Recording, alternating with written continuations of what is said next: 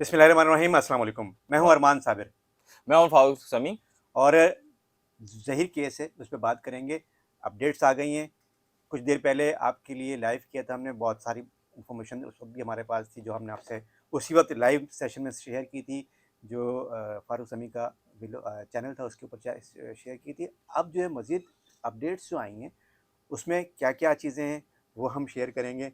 फारूक समी के पास बहुत बड़ी ख़बर है इस वक्त, और बड़ी खबर आपके साथ भी शेयर करेंगे, और वो मेरे साथ अभी तक इन्होंने मुझे भी नहीं बताई है। बताइए भाई। अच्छा अच्छा।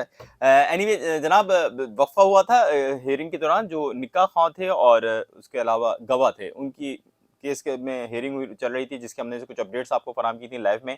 वक्फा हुआ था। अब वक्फे के बाद केस की दोबारा समाअत शुरू हुई तो पहले सबसे बड़ी खबर यह है कि इस केस में निकाह ख्वां और गवाह की जो जमानत थी उसके हवाले से अदालत ने आज मुद्दई मुकदमा से इस्तफसार किया कि क्यों भाई, आखिर क्यों हम इनको जमानत ना दें, आप हमें ये बताएं। सही है। तो अगर अल्फाज आगे पीछे हो जाए कोई मसला नहीं है, मतलब बात यही हुई है। ठीक तो है। उन्होंने बोला है कि जनाब क्यों हम जमानत दें।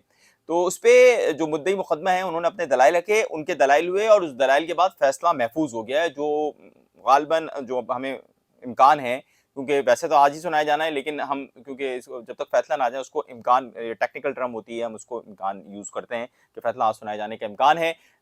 निकाह ख्वां और गवाह के जो दरख्वास्त ज़मानत थी उसके ऊपर।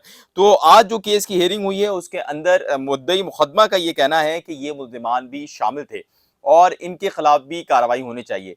और आज जो मुल्ज़िमान के वकील हैं ज़हीर और शबीर, जो वक्फे के बाद दोबारा कार्रवाई का आगाज़ हुआ तो उन्होंने सो मोटो लेने की भी अपील कर दी है अदालत से। अच्छा। उनका ये कहना है कि जनाब ये केस ऐसा है कि आप इसमें सो मोटो लें, अब प्रॉब्लम बहुत ज़्यादा हो गई है। और प्रॉब्लम जो उनके मुताबिक हो गई है कि उनको ये लग रहा है कि बहुत ही वन साइडेड ये केस चला गया है। जिसके बाद उन्होंने सो मोटो, मतलब सो मोटो होता है कि आप खुद नोटिस ले लें इस हवाले से, और खुद नोटिस लेके आप इस केस को चलाएं और इसके ऊपर फिर वो अदालत ही तमाम चीज़ों पे नज़र रखें, पुलिस की प्रोसिक्यूशन पे और तमाम चीज़ों पे। और जब इस तरह के कुछ होता है तो मामला, तो फिर उसमें प्रॉब्लम ये होती है कि फिर अदालत बहुत सख्ती से देखती है, क्योंकि फिर वो अदालत की जवाबदीद पे मैटर चले आता है, बिल्कुल ठीक उसकी है। रेपुटेशन पे मामला चले आता है। बिल्कुल सही है। तो जनाब जब केस की समाअत आज हुई तो वकील मुल्ज़िमान ने जब ये कहा कि आप सोमोटो लें, और तो उसपे जो मुद्दई के वकील थे, अब जो ज़हीर और शबीर के अगेंस्ट वकील हैं, यानी हम्म। वालिदैन के जो वकील हैं, वो ये कहते हैं कि जनाब निकाह ख्वां ने जो है वो खिलाफ कानून अमल किया। और उनका ये भी कहना है कि जनाब इनको जमानत ना दी जाए। तो जिस पर अदालत ने फिर उनसे इस्तफसार किया, जैसे कि मैंने इब्तिदा में कहा था, मगर इसमें जमानत कैसे रोकी जा सकती है, ये अदालत ने उनसे इस्तफसार किया। मुल्ज़िमान पकड़े गए और तो निकाह ख्वां को क्यों जेल में रखा जाए। ठीक है। उसके बाद उन्होंने कहा कि वकील मुद्दई जो थे, यानी जो वालिदैन के साइड के वकील थे, उनका कहना था कि निकाह ख्वां ने पंजाब के जो कवानीन थे उनकी खिलाफवर्जी की। उनका ये भी कहना था कि जो दस्तावेजात चेक करना है वो निकाह ख्वां की भी जिम्मेदारी बनती थी, कि वो बच्ची का शनाख्ती कार्ड चेक करते या वो दीगर उसके जो दस्तावेजात थे वो चेक करते। और उनका ये कहना था कि लड़की जो है वो आक़िल व बालिग़ नहीं है, लड़की का आक़िल व बालिग़ होना भी चेक करना ज़रूरी था। और ये भी उनका कहना था कि बच्ची जो है, जिसको चाइल्ड प्रोटेक्शन यूनिट में रखा गया है, जिसको मुख्तलिफ मुतज़ाद इत्तलात हैं और कुछ उस हवाले से शवाहिद भी हमने देखे हैं, अभी उनको हमने जांच नहीं की है, लेकिन ये कि उनको डराया और धमकाया जा रहा है। तो इस हवाले से इस तरह की इत्तलात बहुत ज़्यादा आ रही हैं। इस तरह की इत्तलात बहुत ज़्यादा नहीं है। ताहम उनका ये कहना था कि वो 16 साल से कम है, लिहाजा इस केस में उसकी गवाही कबूल नहीं होगी। उसके बाद जनाब उनका ये मुद्दई का मुकदमा का ये भी कहना था कि निकाह ख्वां और गवाह बराह रास्त इस केस से मुलवित हैं। यानी वो ये कह रहे हैं कि ज़हीर जो उनके बच्ची कहती है मेरा शौहर है और मैंने इससे भाग के शादी की है, वो ज़हीर और उसका भाई शबीर, निकाह ख्वां और गवाह ये सब मुलविस हैं और ये किडनैपिंग का केस है। ये मौक़िफ़ है मुद्दई मुकदमा का। तो अदालत ने उनसे फिर भी कहा कि आप फिर भी हमें बताएं कि उनकी ज़मानतें हम क्यों ना दें। जिस पर वकील मुद्दई मुकदमा का कहना था, यानी वालिदैन के वकील का कहना था कि ये माशरे के खिलाफ जुर्म है, ये माशरे के खिलाफ इक़दाम है, लिहाजा इनकी ज़मानत नहीं बनती है। और उनका फिर वही वाली उन्होंने आर्गुमेंट्स रिपीट किए जो कि मैंने आपको वैसे बताए थे, कि उनको चेक करना चाहिए था उम्र, दस्तावेज़ात चेक करनी चाहिए थी। और उसके साथ-साथ उन्होंने एक इल्ज़ाम आयद किया आज कि शवाहिद को मिटाया गया है। यानी उनका कहना था कि शवाहिद को मिटाना भी एक ये खिला किसने कहा है? मतलब वही वालिदैन के वकील की जानिब से। अब ठीक जो है। है ना, पहले वकील मुल्ज़िमान की हुए, हम्म। दलाइल हुए, उसके बाद दलाइल का सिलसिला शुरू हुआ वालिदैन की जानिब से, जो कि इस केस के मुद्दई हैं, यानी मुद्दई मुकदमा है। और ये नहीं बताया उन्होंने कि कौन कौन से शवाहिद को मिटाया गया? अ, उसके ऊपर उन्होंने डिटेल में वहाँ पे एक फाइल होती है हमारे पास जमा होती है, उस फाइल के अंदर उन्होंने डिटेल में चीज़ें दी हैं कि उनका कहना है कि ये चीज़ें आपने इरेज करवाई हैं या आपने छुपाई हैं, आपने नहीं बताई हैं और आपने निकाह कर लिया। और उनके मुताबिक बिना दस्तावेज़ात के निकाह जो था वो भी एक बहुत बड़ा जुर्म था और ये एक शवाही छुपाने का ही मामला है। कानूनी तौर पर। कानूनी तौर पे उनका ये कहना था। अब इसको ज़ाहिर बात है प्रूव होना में टाइम है। जिसके बाद सिंध हाई कोर्ट ने इस केस के ऊपर यानी जस्टिस सलाहुद्दीन पवर के जो थे उन्होंने अब इस केस की तब दोनों तरफ़ैन के दलाइल सुनने के बाद उनकी ज़मानतों पर निकाह ख़्वाह और गवाह की ज़मानतों पर फैसला महफूज कर लिया है। और ये कहा गया है कि मुद्दई मुकदमा की जानिब से कि निकाह ख़्वाह को ज़मानत और गवाह को ज़मानत ना दी जाए और अगर ज़मानत दी गई तो ये उसके बाद जब उन्होंने फैसला महफूज किया तो उनका ये मतलब ये था कि अगर आपने ज़मानत दे दी तो इस तरह दीगर जो मुल्ज़िमान हैं उनकी हौसला अफ़ज़ाई होगी और माशरे में ऐसे जो निकाह ख़्वाह हैं वो मज़ीद मतलब उनका मकसूद ये था कहना कि वो इस तरह करेंगे। और वकील मुल्ज़िमान का ने कहा कि निकाह ख़्वाह और गवाह के खिलाफ सिर्फ चाइल्ड एक्ट लगाया गया है। अच्छा, ये जो चाइल्ड एक्ट है इस पे बड़ी दिलचस्प बात ये है कि निकाह ख़्वाह और गवाह के खिलाफ अगर अगवा इंसानी स्मगलिंग का चार्ज नहीं है, जो कि आज मुल्ज़िमान ने भी ये बात रखी है, तो और सिर्फ चाइल्ड मैरिज एक्ट का मामला हो तो सज़ा 1 माह से 6 माह के दरमियान होती है उमूमी तौर पे। ठीक है। ठीक है। और इस वक़्त जो निकाह ख़्वाह और गवाह हैं, वो 4 माह से जेल में।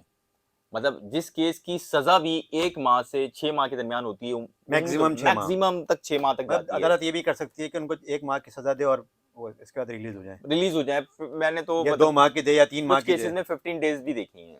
तो 15 ये तो डेज़ और फिर इस तरह 4। मतलब अदालत छोड़ देती है कि ठीक है यार बस तो हो गया। मुद्दई मुकदमा क्या चाह रहे हैं कि वो ज़िंदगी भर जेल में रहें क्या?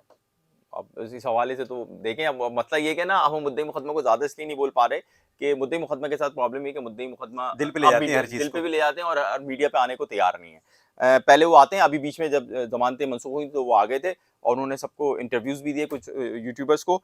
ताहम वो नॉर्मली जो है वो कुछ वो तो चाहते हैं कि जैसे कोई अच्छा। मतलब उनके अगेंस्ट जा रहा अच्छा, होता है तो और वो कहते उनके हैं कि वकील भी जो है बड़े दिल पे ले जाते हैं, वो भी बड़े जज़्बाती वकील आदमी तो हैं। बड़े दिल पे ले जाते हैं। वकील साहब को तो हम बोल सकते हैं क्योंकि वकील साहब से वकील साहब तो हाँ। मतलब वो उनसे हमारा वो हमसे ताल्लुक तोड़ लें, हम उनसे ताल्लुक तोड़ लें, ताल्लुक उनसे हमारा जुड़ा रहेगा। तो अ, ये केस नहीं, और भी केसेज़ अभी हैं।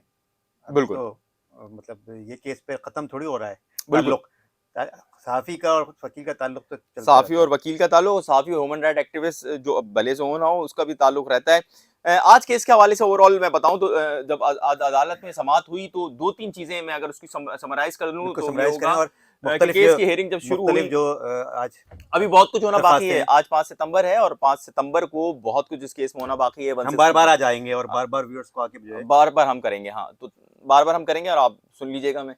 अच्छा, उसमें ये है कि आज जनाब आज जब आज तंग करते रहेंगे। हाँ, जब सब केस की समाअत शुरू हुई तो निकाह ख्वाह और गवाह के हवाले से तो अदालत को बताया गया, जनाब मुद्दई मुकदमा वहाँ पहुँचे अदालत में, वो लाहौर गए कि भई जो उनका निकाह है उसको चैलेंज किया उन्होंने, तो उन्होंने बोला ये कैसे कर सकती है, अदालत की अहम ऑब्जर्वेशन ये थी।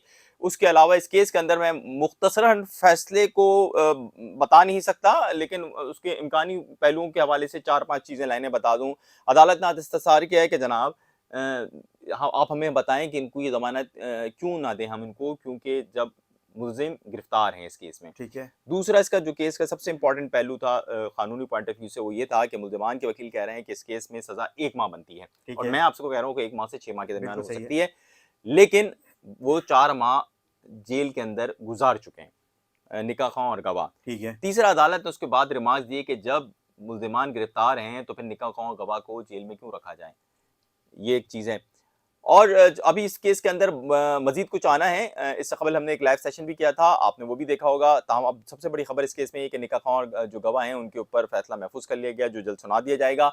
और इस केस के मज़ीद अपडेट के लिए हम आपके साथ जुड़े रहेंगे और आप हमसे जुड़े रहें। 164 का बयान के हवाले से भी बात होनी है, इसके अलावा साथ-साथ मुलाकातों के हवाले से भी बात होगी और उसके साथ-साथ जनाब जो प्री अरेस्ट बेल है, उसके बाद अब पोस्ट अरेस्ट बेल दायर की जाएगी, तो उस हवाले से भी बात होगी। यानी ज़मानतों की दरख्वास्त एक आम फ़हम में कि अब वो जेल प्री चले गए हैं, अरेस्ट तो बेल का मतलब जेल ये से है बाहर कि आने के लिए प्री अरेस्ट बेल का मतलब ये है कि गिरफ्तारी से पहले अगर ज़मानत लेने के लिए दरख्वास्त दी जाती है तो उसको प्री अरेस्ट बेल कहते हैं। पोस्ट अरेस्ट बेल का मतलब ये होता है कि जब गिरफ्तारी हो गई है, अब गिरफ्तारी के बाद ज़मानत के लिए अप्लाई करना हो तो फिर उसको पोस्ट अरेस्ट बेल कहते हैं। तो ये इसमें ये मज़ीद जो है वो पेशरफ़्त होगी। जैसे-जैसे पेशरफ़्त होती जाएगी, हम आपके पास दोबारा हाज़िर होंगे, मज़ीद अपडेट्स लेकर इसी केस में। और मज़ीद अगर आप कुछ कहना चाहते हैं? बस कुछ नहीं जनाब, रिपोर्टर्स 21 से और अरमान साहब व्लॉग्स के साथ जुड़े रहिए। हमें लाइक कीजिए, सब्सक्राइब कीजिए, हमारी हौसला अफ़ज़ाई कीजिए और हमारे काम को बेहतर करने के लिए तजवीज़ दीजिए। हम उसको एप्रिशिएट करेंगे, सराहेंगे बिल्कुल, और अपने आप को बिल्कुल। तब्दील करने की कोशिश करेंगे जिस कदर हो सका। हमारे चैनल्स को सब्सक्राइब कीजिए, अरमान साबिर व्लॉग्स और रिपोर्टर्स 21 को। इजाज़त दीजिए, अगली वीडियो में फिर हाज़िर होंगे। खुदा हाफ़िज़।